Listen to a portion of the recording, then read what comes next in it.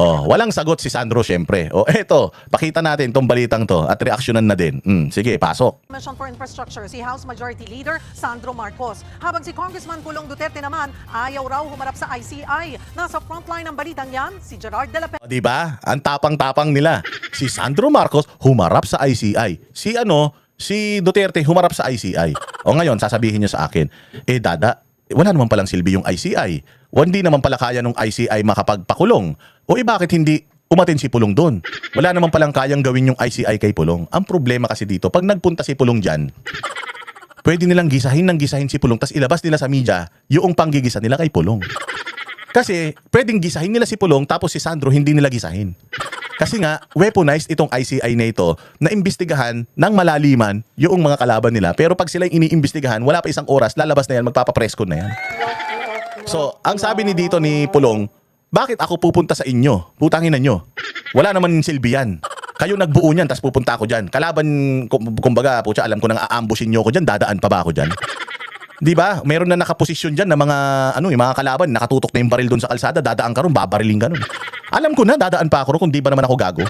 Siyempre hindi na ako pupunta dyan. I will not give you an opportunity para babuyin ako. Now, meron tayong mga ahensya ng gobyerno na functional naman. Ano yon? Merong NBI, merong ombudsman, merong ganito, merong ganyan. ACOA, at kung ano-ano pa. O, doon tayo. Doon tayo pumunta. O kung may problema kayo sa syudad ko, nanggaling na dito ang ICI. Anong rekomendasyon ng ICI? O, edi ipasa nyo na yung rekomendasyon nyo sa ombudsman, sa Sandigan Bayan, kung saan nyo gusto. May investigasyon na kayong ginagawa rito. O, sinabi ko naman sa inyo, ayan, DPWH, investigahan nyo yung DPWH dito. Tingnan nyo kung palpak yung mga proyekto dito. O, di ba hanggang ngayon wala naman kayong masabi na palpak yung mga proyekto? Sino ang mga nagpapakalat ng peking mga balita ngayon? Oh, sila Tinyo, tingnan mo, si Tinyo, yung gagong pumalit kay Franz Castro na convicted na na child abuser. Nagsasampa siya ng petisyon sa ICI para imbestigahan si Pulong kasi may plano talaga yung mga yan. Aambushin nila eh. Kumbaga ganito ang gagawin niyan. Oh, ako, si Tinyo, si Pulong. Tapos yung ICI yung mga ambush. Ako si Tinyo, iimbitahan ko si Pulong. Pare, birthday ko, punta ka naman dito sa akin. Oh, punta ka dito sa akin. Sira yung kalsada doon sa may sitio 8, dumaan ka sa may sitio 6. Oo, mas shortcut yun eh. Doon ka dumaan papunta sa bahay ha. O, tapos nandoon si Pulong naman tanga, dadaan doon, nandoon yung aambush sa kanya. Patay siya pag dumaan siya doon. So sa tingin niyo dadaan si Pulong sa utalino niyan, dadaan niya sa patibong nila. Kasi nga mayroon ng may connivance na ang komunista at saka ang gobyerno talaga. Nagsasanib puwersa na yan para kanain etong mga Duterte. True enough. Kasi may proper mayroon namang ombudsman. Ba't hindi doon magpunta sa ombudsman si Tinyo? Kung meron naman siya mga napakaraming ebidensya. Kasi ang ginagawa niya, meron siyang sinasabi na si Pulong may mga ganitong problema sa budget. Dadali niya sa ICI para imbestigahan ng ICI at yung ICI makakuha ng additional na ebidensya. Walang ebidensya si Tinyo. Kaya siya humihingi ng tulong sa ICI para magkaroon ng ebidensya yung lahat ng mga pinagsasasabi niya. Kasi hindi siya pwedeng dumiretso sa ombudsman. Bakit? Kailangan kasi pag dumiretso ka sa ombudsman, nagreklamo ka doon, kompleto ka ng ebidensya. Wala siyang ebidensya. Walang ebidensya si Tinyo, kaya nga nagpapatulong siya sa ICI para makagather ng evidence. Gago, di ba? Hindi nyo kami kaya. Sabi ko nga sa inyo mga ulul kayo. O diretso. Do you swear to tell the truth, the whole truth, and nothing but the truth before this honorable commission? I do. Sumalang na sa pagdinig sa Independent Commission. Tangin na, kurap ng kurap o sabog na sabog. Sige, utangin na nyo, wag nyo ihinto hanggang sa putasing hutin nyo lahat. For Infrastructure si Presidential Son at House Majority Leader Congressman Sandro Marcos. Pero ang live stream ng hearing tumagal lang ng ilang minuto. Humiling kasi ng executive session ang abogado niya para malaya raw makapagbigay ng impormasyon ang kongresista. We again request that for an executive session for Congressman Marcos. We grant your request, so we will adjourn this. Tignan mo, sino yung mga miyembro nito? Si Azurin, puta, anong credentials ni Azurin para maging investigador siya ng korupsyon? Hindi naman siya taga-COA, hindi naman siya wala. Kasi tingnan mo itong Babe Singson, yung tatlo na ito, dating justice sa Supreme Court. Ito, may mga alam to, pero ito si Azurin, anong ginagawa niyan? Pugin ang ina niyan, pag pinag-recite mo yan, maratai yan diyan. Kaya alam mo ito, kabubuhan lang tong na to. Kita mo kay opisina nila, putangin na yan, lame-lamesa lang. Inan yan. Alam mo palabas lang eh. O yan, parang isang kwarto, tinanggalan ng mga mesa, nilagyan ng mesang mahaba, isang mesang maiklit. Putangin na yan, kung ako taga ibang bansa, tapos titingnan ko yung nag-iimbestiga ng korupsyon, parang putangin na kubo-kubo lang. Hindi talaga ako maniniwala sa investigasyon yan. Pucha yan. Sabi ko nga sa inyo, ginawa lang talaga ito eh. Usually, yung ibang bansa, pag may mga ganito, gagawa yan ng isang lugar na talagang fit dyan sa investigasyon nila. Pero ito hindi, kwarto lang to, parang pucha, dating kainan lang to eh. Tapos nilagyan lang nila ng lamesa, tapos yun na yun eh. Hindi man nag-effort eh. Alam natin talaga na wala talaga ito, wala sa puso nila na solusyonan itong issue ng corruption dito. Matatapos na yung termino ni Bongbong Marcos. Sabi ko sa inyo, pagtapos yan, lilipad yan ng ibang bansa. Puta, hindi nyo na mahahabol yan. Maniwala kayo. Session and go into executive session. Pumayag naman ng kongresista na ilabas ang video recording ng testimonya niya sa ICI. Ayon kay Congressman Sandro, hindi siya ipinatawag ng komisyon. Hindi rin daw siya paksa ng anumang investigasyon. Voluntaryo siyang humarap sa pagdinig. Di ba gagong-gago? Voluntaryo kang humarap doon. Putang ina niyan. Hindi ka nila pinapatawag. Voluntaryo kang harap doon. Kung ako, pumunta ka sa bahay ko, hindi kita iniimbita. Puta, in-expect mo may handa ako para sa'yo. Ito, bahay ko. Nandiyan ako, nakaganito ako. Huwag kumatok ka. Pagbukas mo, oy, boss, nandito ako. Kahit ayaw mo, pumunta ako sa bahay mo. Makikikain ako. Tanga ka pala eh. Paano kang mong ine-expect na may pagkain dito? Hindi man kita inimbita. Hindi ko nga alam na darating ka ngayon. Alam mo yung kung bakit yun yung sinasabi ko? Tang inang yan. Pupunta si Sandro sa ICI. Hindi siya pinapatawag ng ICI. Ibig sabihin, walang itatanong ICI sa kanya. Walang nakahandang tanong ang ICI para imbestigahan siya. Kasi nga, hindi naman siya dapat imbestigahan ng ICI. Bakit hindi niya antayin na yung ICI ang magpatawag sa kanya? Kasi kapag ICI ang nagpatawag sa'yo, merong nakaredy yung ICI na itatanong sa'yo. May nakita yung ICI na kailangan mong ipaliwanag. Ganun din, pag pinatawag kita sa bahay ko, sigurado ko maghahanda ako ng something, soft drinks, ensimada, pandikoko. Pagdating mo rito, kakain ka. Inimbita kita eh. Pero kung pumunta ka sa bahay ko, wala akong handa. Kumatok ka dyan, tas makikikain ka, kokotongan talaga kita. So, ibig sabihin, kagaguhan tong pagpunta ni Sandro sa ICI. Bakit? Walang nakahandang tanong ang ICI sa kanya. Hindi naman siya imbitado eh. Pumunta ng ICI si Tanga. Nandito ako ngayon para imbestigahan nyo ko. Anong iimbestigahan namin? Kasi sinabi ni Saldico na meron daw akong ninakaw na ganitong halaga. Hindi naman yan totoo. Anong magiging rebuttal questions ng ICI? Hindi nga siya imbitado eh. O di sasabihin ng ICI, ganun ba? So, wala kang kinalaman dun. So, hindi totoo yun. O di tapos na usapan, putangin na nyo, ninoko nyo tao. Tangina nyo, hindi kayo mo nanalo talaga sa katarantaduhan namin. Lalo na sa kaululan ko, hindi kayo ubra sa akin dahil kupal ako eh. Tangina, di ba? Kayo, isipin nyo, tama ba yung sinasabi ko? Pupunta ka sa isang pagdiriwang na hindi ka imbitado? May ihahanda ba sila para sa'yo? Wala. So may nakahanda bang tanong, investigasyon ang ICI kay Sandro? Wala, kasi hindi naman siya inimbita doon in the first place. Ngayon, si Pulong Duterte, inimbita siya. Anong ibig sabihin? May nakaredy ang ICI na mga itatanong sa kanya. Kasi siya yung inimbita eh. Tama? Magkaiba yun. So iba yung nagpunta ron. Iba yung nagpunta ron na hindi naman imbitado doon sa iniimbitahan. Kasi yung iniimbitahan, nakaredy ang mga yan. Nakaredy yung mga armas nilang pang ambush sa'yo. Diretso. ICI para makatulong sa investigasyon sa flood control scandal. Wala po akong tinatago. So, ngiting-ngiti si Gago. Ngiting-ngiti si Gago kasi nga alam niya eh. Hindi naman ready yung mga tao magtanong sa kanya. Paglabas niya dyan, vindicated na siya. Kasi nga, umatin ako sa ICI. Natanong ka ba? Hindi. Bakit? Wala silang na-ready tanong kasi biglaan lang ako nagpunta rito. I'm happy to assist them in any way, shape, or form. Assist them in what? Ina dyan, hindi. In-assist mo sila saan? Hindi ka nga inimbitahan dyan eh. Hindi nga nila gusto yung antayin mo na makakuha sila ng sapat na mga itatanong sa'yo bago ka magpunta.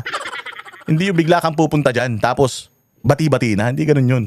Matatanda ang pinaratangan siya ni dating Congressman Zaldico na nagsingit ng 50 billion pesos sa national budget mula 2023 hanggang 2025. Pero tulad ng pagtanggi ni Congressman Sandro noon, muli niyang iginiit na kasinungalingan ang mga alegasyon nito. It's pure fabrication and pure lies. It's a political ploy, and I've already attributed it to attempts at destabilization of the government. I did not do any such a thing. Kung nakikita niyo po yung listahan, may mga project dyan sa Davao City nakalagay, nakalista sa Davao City. Alam naman natin sino nakatira doon, ba't ba ako maglalagay ng projects doon? So dito talaga makikita mo, gago talaga to si Sandro Marcos. Ang tingin talaga nila sa mga Duterte kalaban. Ang tingin talaga nila sa mga Duterte kalaban kasi bakit ako maglalagay ng project doon? Tanga, yun na nga yun eh. Bakit ka maglalagay ng project doon, ikalaban mo yun? Ibig sabihin, ghost project yung ilalagay mo sa Davao. Planted yun.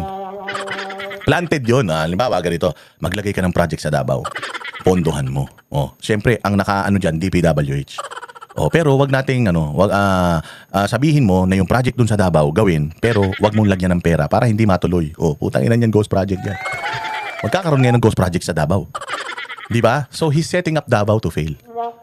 Huling-huli ka dito. Alam mo, Sandro Marcos, maling-mali pa nga yung sinabi mo na mga nakatira doon Duterte. Actually, hindi naman Duterte ang may-ari ng Davao City. Hindi po nila pag-aari ang Davao. Ang mga nasa Davao po, mga Pilipino yan, na supposedly pinagsisilbi-servisyohan ng tatay mo, regardless kung anong political color. Dito mo makikita talagang bobot mga puki ng inatong mga Marcos na ito. Na ang trato talaga nila sa mga taga Davao, kalaban. Kahit na yung mga taga Davao nagbabayad ng buwis, law-abiding citizen, feeling nila na yung mga taga Davao anak lahat ni Pangulong Duterte yan. Mali talaga yun, Sandro Marcos. Kasi presidente tatay mo ng buong Pilipinas. Hindi lang siya presidente ng mga loyalistang tanga. Presidente po siya ng lahat ng mga Pilipino. Kaya paano mo masasabi na itong pamilya nito magsiservisyo para sa bayan kung sinasabi nila na yung mga alyado ng mga Duterte kalaban nila? Plain and simple itong sinabi ni Sandro. Ba't ako maglalagay ng proyekto sa Davao? Alam natin kung sino nakatira doon. Tanga-tanga talaga Tanga talaga. Dapat ang sinabi mo, bakit ako maglalagay ng proyekto sa Davao? Hindi man ako taga Davao. Si congressman ako ng distrito ko. Dapat ang focus ko, distrito ko. Ba't ako maglalagay sa ibang lugar? Common sense dictates na I'm the representative of Ilocos Norte District 1. So dapat lahat ng proyekto ko pang District 1. Kaya nga lang kasi, ang laki ng perang kinuha mo. Na kung ilalagay mo yun sa distrito mo, mahuhuli ka. Kaya, sige, ilagay na lang natin sa ibang mga distrito, pero akin yan, ha? Akin yan, ha? Akin yan. Basta ilagay mo lang dyan sa listahan, akin yan.